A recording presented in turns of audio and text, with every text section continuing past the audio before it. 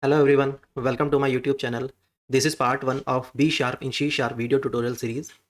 In this part, we are going to cover about .NET Framework components, versions and evolutions, what are the tools required in this journey, and how we can install those tools onto our system. So let's begin with .NET Framework first. So .NET Framework is a software development framework created by Microsoft which provides an environment for developing and running the applications on Windows machine. So whenever we are going to develop any kind of application using the .NET framework, that application can be run on the Windows environment only. There are four components under the .NET framework. The first one is base class library, BCL, common language runtime, CLR, common language infrastructure, CLI, and common type system. So these are four pillars of .NET framework. Let's talk about one by one. First one is base class library. Base class library is the core component of .NET framework, which provides some standard set of libraries which can be used to develop .NET applications. It provides a base class which is known as system, which includes fundamental classes, data types, string manipulation, and exception handling, and many more things. So in the .NET framework, if we want to use list, array, queue, hash table, or dictionaries, so we need to use system.collection namespace. If we want to use a generic collection, in that case, we need to use system.collection.generic namespace. If we want to work with a kind of file, directory, file stream, or stream reader, stream writer, then we need to use system.io namespace. It provides us a system.net namespace to support HTTP, FTP, or TCP/IP network protocol. And if we want to perform any kind of HTTP operation using the C# language, then we have system.net.http namespace. Let's take an example. If we are working on any a web application using the .NET framework, and from that particular application we want to make a API request to another application, okay, which would be a HTTP request. So we need to make use of system.net.http namespace over there. Okay, and if we want to do any kind of string manipulation or text encoding, then we need to use system.text namespace over there. If we want to use any kind of regular expressions, then we need to use system.text.regular expressions namespace. In our code, if we want to use data table, data set, so we need to use system.data namespace over there. And if there is any requirement to work with XML data, we need to use system.xml namespace over there. For the event logs, we can use system.diagnostics, and for the cultural information or date time format information, we should use system.globalization namespace over there. For the metadata of assembly and the types and the method information, we can use system.reflection. For the security purpose related to permissions, cryptography, or code access security, we can use system.security namespace. And if we want encryption, decryption, and hashing in our application, then we can make use of system.security.cryptography namespace. For an example, if there is a scenario where you need to save a password into your database, so in that case, you should not save your data into the database directly without encrypting or without hashing. So you need to hash that particular string, and then only you should save that particular string into the database. After that, if you want to implement the multi-threading into your application, a multi-threaded application you want to create, so you can make use of system.threading. And if you are working on an application which is supporting the asynchronous programming, then you can make use of system.threading.task. And how we can implement the asynchronous programming? We can make use of async and await. In the later video sessions, I am going to cover all these namespaces, how we can make use of all these namespaces. At that time, you would be having a better understanding. As of now, these are some key namespaces which I have used in my previous projects, and you would also use in your future projects or your current project. Next is common language runtime. Basically, we say it CLR.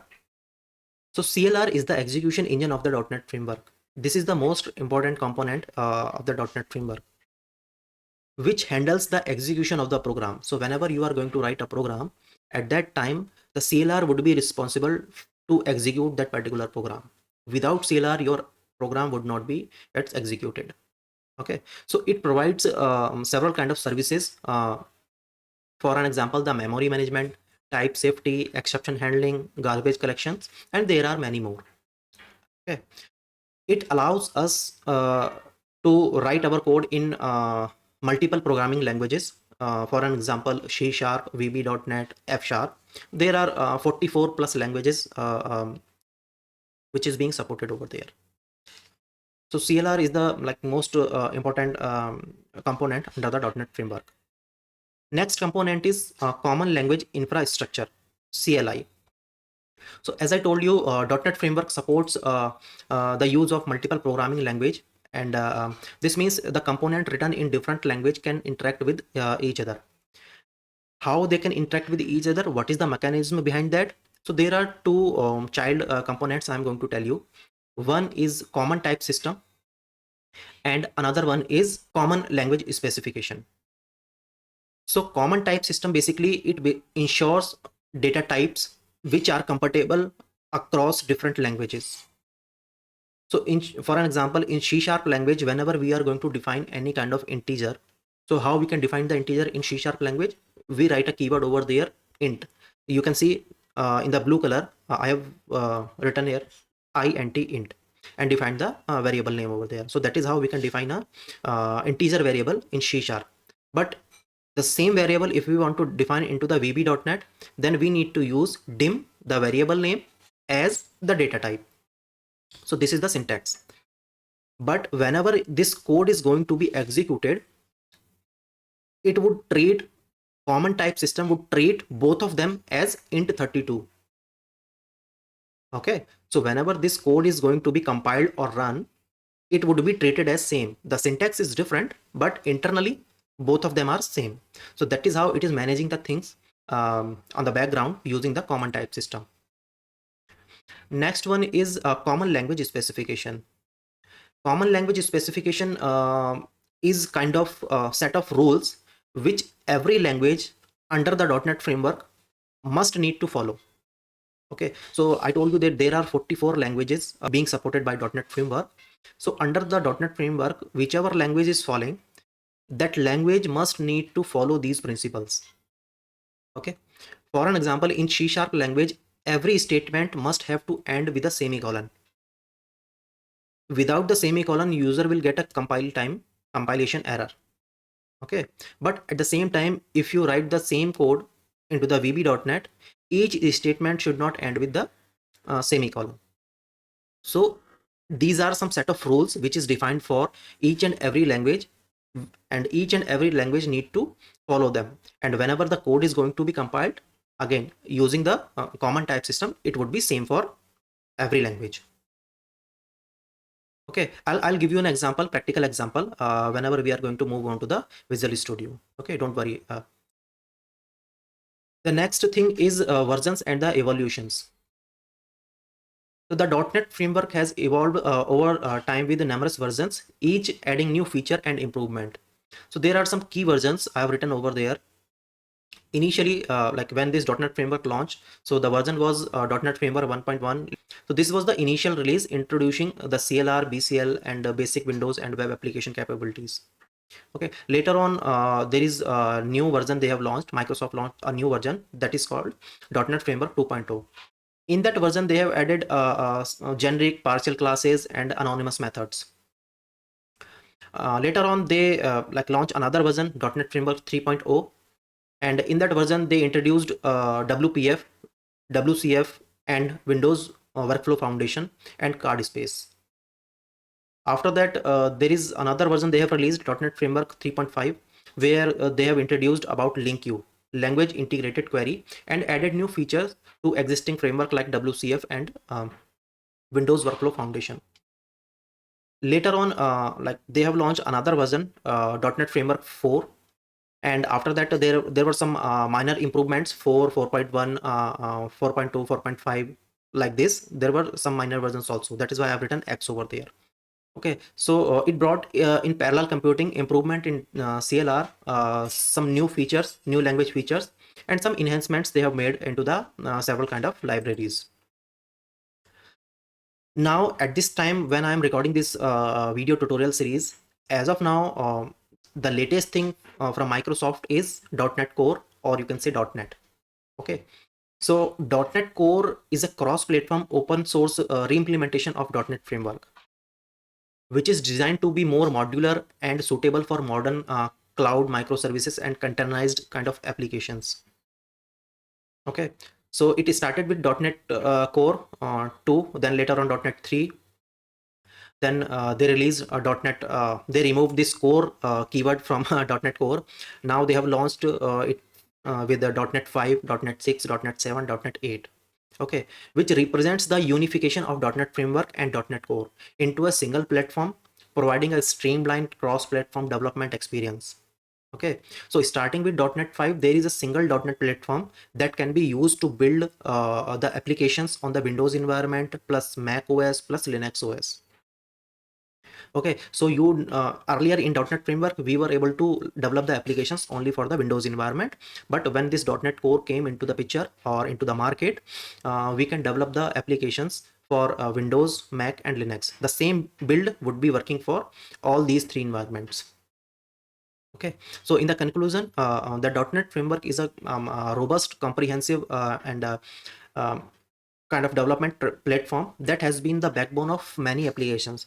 So there are many applications which are still running on the Windows server, which were developed using the .NET Framework.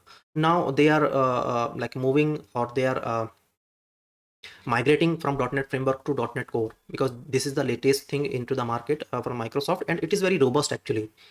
Okay, so its evolution into .NET Core and the unified .NET 5 Plus platform reflects Microsoft commitment to modernize the development needs and emphasize cross-platform capabilities and the performance also. So as I told you, using this .NET Core or .NET version 5, 6, 7, or 8, you can develop the modern kind of applications and cross-platform applications, which is open, and performance-wise also there is a lots of improvements. Okay, so you can create cross-platform applications, open source re-implementations. This is the latest from the Microsoft. So in this video tutorial series, I'm going to tell you a practical differences between .NET Framework and .NET Core later in the upcoming videos. Now I'm going to tell you what are the tools required in this journey, or if you are going to work on the .NET Framework or on .NET Core or on .NET, there are some tools which are required, and you should install those tools to practice on your system. Okay, so while doing the development, there are two kind of tools available into the market which you can install onto your system as per your need. One is integrated development environment, we generally say IDE, and second one is source code editor. Okay, so integrated development environment is a comprehensive tool which provides a complete suite of development tools, including a code editor, debugger, compiler or interpreter, version controlling system, and many more things. It has integrated debugging. So it offer powerful debugging capabilities with the breakpoints, step through execution, and variable inspections. So whenever you are going to write a code or you are going to debug your code, so using this IDE, you can put a breakpoint over there, and you can debug your code in the step-by-step process. And if you have defined a variable kind of things, you can inspect your variable, check their values, modify their values over there. Okay. Third thing is project management. So IDE handles project files and configurations, making it easier to manage large project.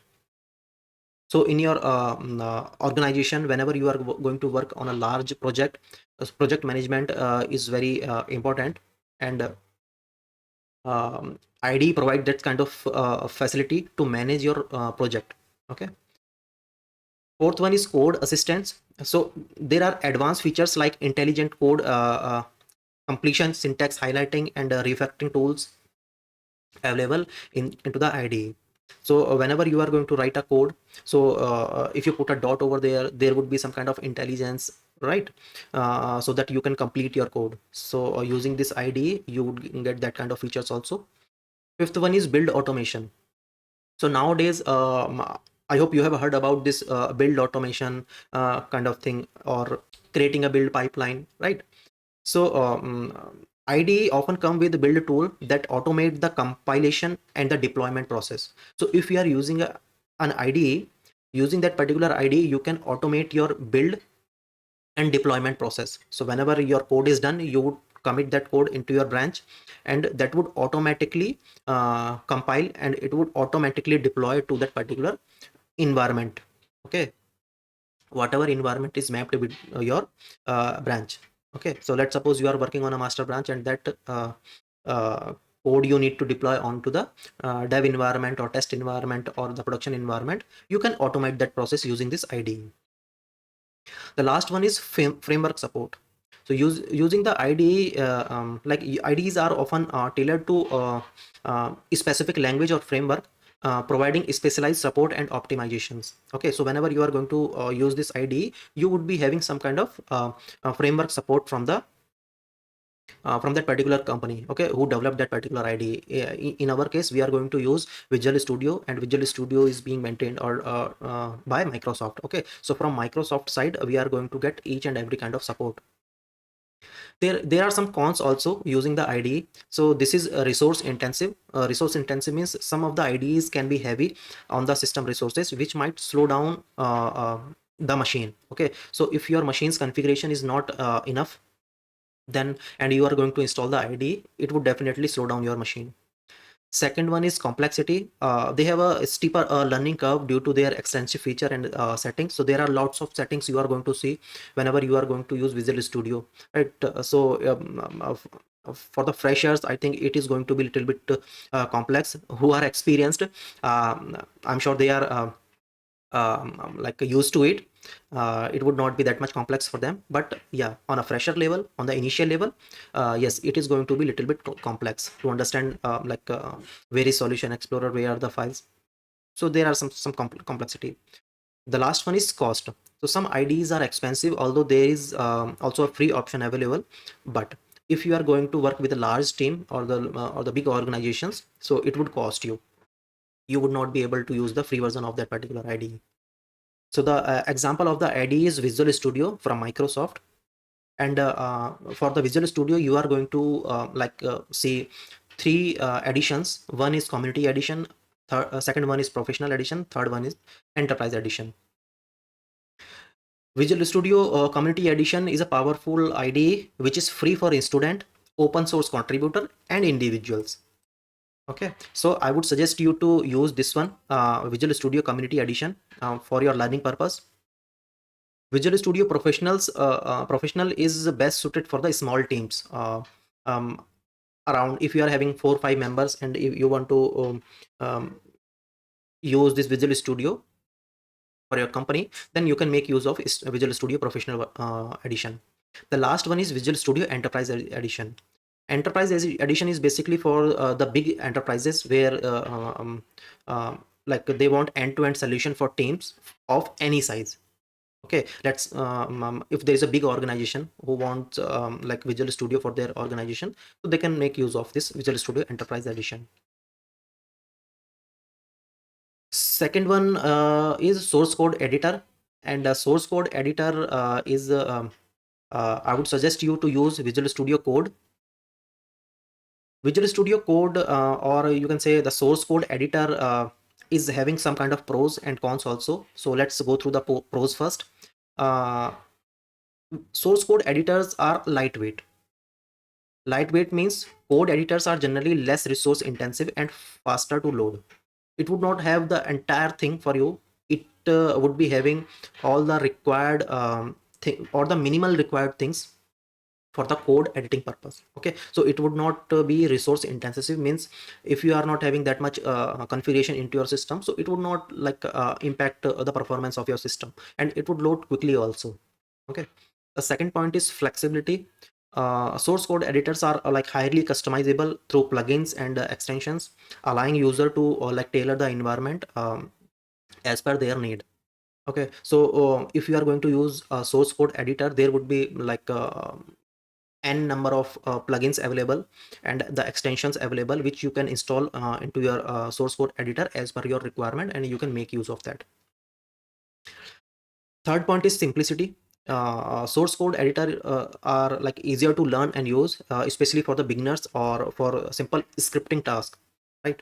So for that purpose, code editors are best. For an example, if you are working on uh, HTML file, or if you are working on the front end side means you are working on Angular or React applications. In that case, you are going to work on the source code editors.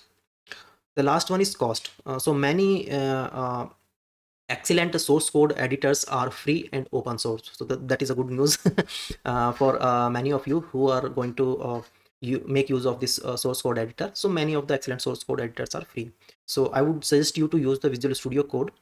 But there are some cons also related to this source code editor. One is limited features. As I told you, it would not have the entire features.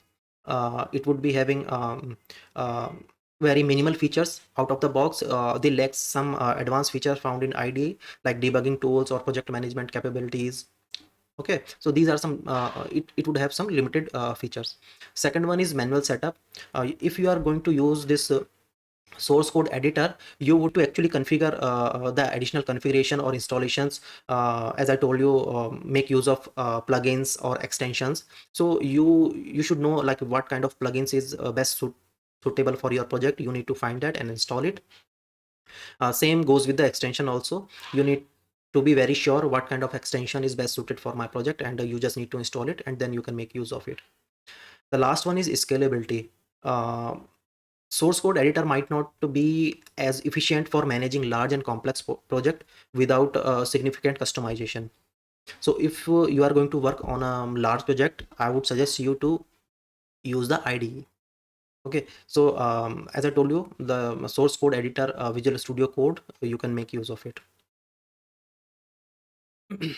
Now we are going to understand what is the use case of IDE and source code editor. I know we have gone through the pros and cons for both of them, but there are some scenarios where we can make use of this IDE, and there are some scenarios where we can make use of source code editor. So when to use an IDE? When we are working on a large and complex project. In that case, we should use IDE. When there is a need integrated tools for debugging, version control, and the deployment. In that case, we should use IDE. And using a specific language or framework that has a strong IDE support, like Java, IntelliJ IDEA, .NET with Visual Studio. So in this case, I would suggest you to use the IDE. And if you are working on a smaller project or a simpler project, as I told you, on an HTML file, or if you are working standalone on the front end application like Angular and React, in that case, you can make use of source code editor. And if you are having a preference for lightweight and fast environment, in that case also, you can make use of source code editor. If there is a requirement to have a high customization and flexibility, if you need that, in that case also you should use source code editor. As I told you, you should be very sure what kind of extension and plugins you need to install in your source code editor. If you are going to work across multiple languages and framework without needing deep integration, in that case also you should use source code editor. Okay, so there are some scenarios I've told you. Whichever is best suited as per your requirement, you can make use of it. But in the upcoming video series, we are going to make use of this IDE, Visual Studio. Now I am going to tell you like how you can download and install the Visual Studio in your system. So I have created 9 steps where you can learn how to download it and how to install it. So step 1 is first of all we need to download the Visual Studio from the official site. of Microsoft. So what you need to do is you need to use this URL https colon slash forward slash visualstudio.microsoft.com slash downloads. Okay, I'll put this link into the description, and you can click on it, and it would you can download the Visual Studio from there. Okay, so you would see this kind of a screen on the Microsoft website. If I go to browser, let me go to the browser. Let me copy this URL, open the browser here, and let me paste this URL. So you'll see this screen. Okay, so as I told you, there would be 3 editions: community edition, professional edition, and the enterprise edition. As I told you, this community edition would be free for student, open source contributors, and individuals. Professional edition is best suited for small teams. Enterprise edition is scalable and end-to-end solution for teams of any size. A bigger organizations make use of it basically. Okay, so as I told you, you can make use of this community edition. You should download it and you should install it. Okay, so you just need to click on this free download. When you click on this, one file would be downloaded here. You can see here, and if you open it, you would see Visual Studio setup.exe file would be there. Okay. Now the second step is okay.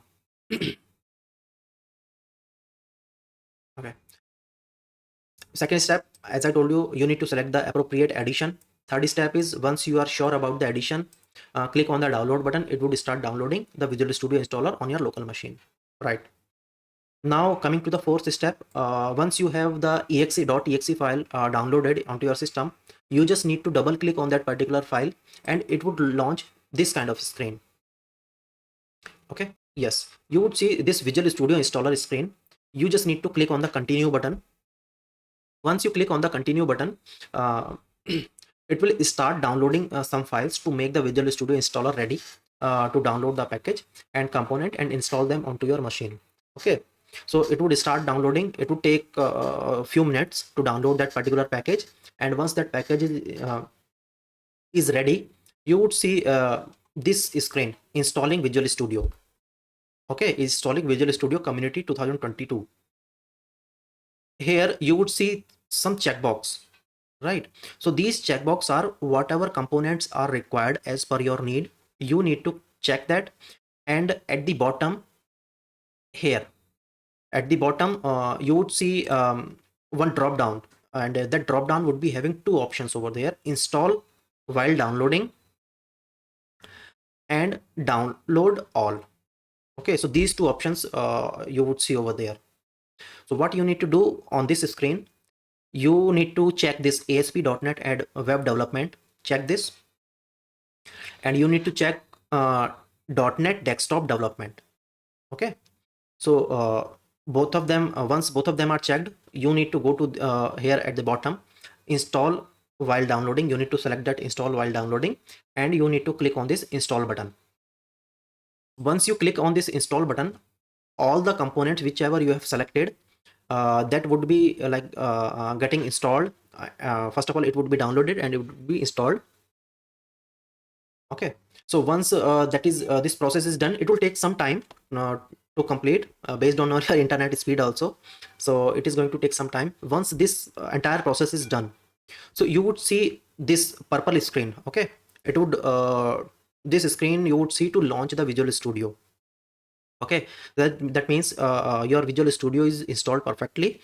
And while seeing this screen, if you see any kind of sign in screen, if it asks you to sign in somewhere, you can just skip it. Okay, and if you skip it, or if you don't get that particular screen, you would directly see this black screen. Okay, on this black screen you would see these 4 options. That means your Visual Studio is installed perfectly.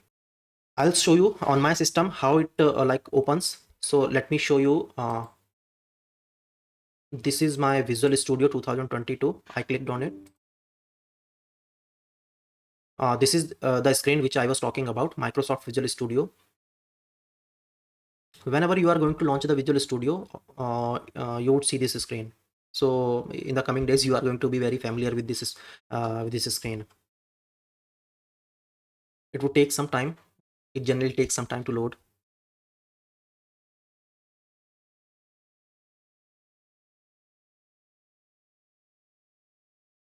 Yes, so you would see this screen, and from this screen what you need to do is, if you are opening an existing project and if you are having a solution file available with you, you just need to click on this open a project or solution. As I'm expecting or assuming that most of you guys are fresher or unexperienced, so what you can do is you can start with this create a new project or continue without code. I am clicking on this continue without code. Whenever I click on this continue without code, you would see this kind of screen. Okay, so now this Visual Studio is open. So that is how you need to install it and validate if installation is done perfectly or not. Okay. That's it for today. Next topic would be garbage collector, and there would be some key concept and features from garbage collector. The key concepts are like automatically memory management, what are the generations in garbage collector, how many phases of garbage collector, large object heap, what is large object heap, and concurrent and background gc means garbage collector. So all these 5 topics we are going to cover in our upcoming video. So stay tuned with us, and if you have not subscribed the channel, I would request you to subscribe. That would motivate me to create more videos for you guys. Thank you so much. uh, that's it for today. Have a good day.